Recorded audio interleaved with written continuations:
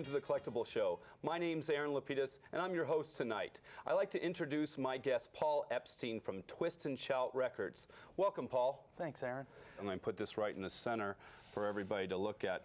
And tell me a little bit about that. Well, this is a fascinating bit of memorabilia because it is not the Beatles. It is a Beatles exploitation. Nowhere on it does it say the Beatles.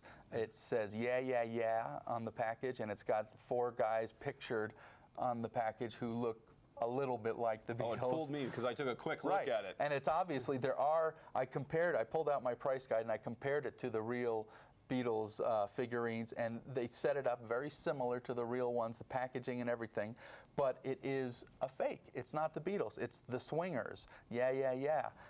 2 interesting points about this. One, when something is huge, like the Beatles, all kinds of stuff is going to get marketed that does or does not have anything to do with the Beatles. They're trying to jump on the bandwagon. 2 is that stuff like this, even though it is not authentic, can become valuable. This, because of what it is and because it is a reminder of the era, is probably a $50 item. Maybe not in this condition, but it's still of value, even though it is a complete fake. Okay. You know, right here is a collectible wig. This is a great item. Absolutely hilarious cultural artifact. Beatles wig. My brother and I both had one of these when we were kids. It is only valuable if it is in the packaging. If you have the package and it's ripped and the wig is out, it's a lot less valuable. If you're missing one of the heads of the Beatles, a lot less valuable. With the package, with everything, it's about a $150 item.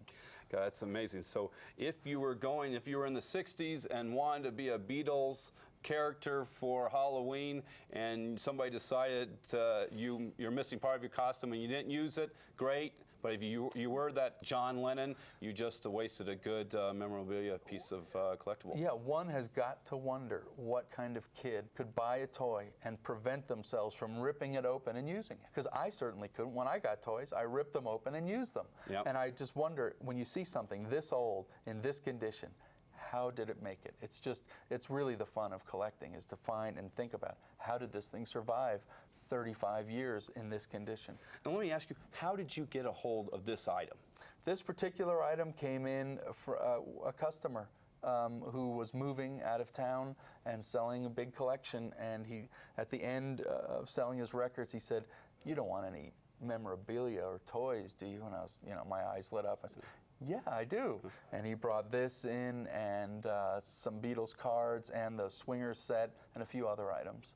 Well, that's great. We're going to take that and put some collector cards. Beatles cards. This is something that many people who were into the Beatles have a few of. There were several series of Beatles cards, trading cards, just like baseball cards, that came out. I collected them when I was a kid. The interesting thing about them now is that a Beatles card by itself, in any condition, is worth about $2. You have the whole set, and it's worth a lot more. And that is a good lesson for all collectors. If you have the whole set, if you have the original packaging, all those things really play. A Beatles full set could go for $150, $200. An individual card could go for as little as $1. But you have it in a little sleeve right here. Is that the way you would recommend to collect them, in sleeves, or is there something even a little bit nicer to protect them? This is a good way to do cards, and that whole how do you take care of your collectibles thing is an interesting issue, because I believe that you should buy stuff because you love it, and you should use it and display it and listen to it and do what it was meant to do, and then if it becomes collectible. Many people who collect for collectability alone. They don't care about the Beatles, they don't care about the music, and that's when you get into the more elaborate packaging. Paul, I'd like to thank you for being on my show. Paul Epstein from Twist and Shout Records. I want to thank you very much for viewing my show tonight, and remember, one person's trash is another person's treasure, so keep collecting. I'm Aaron LaPedis with The Collectible Show, and you have a great night.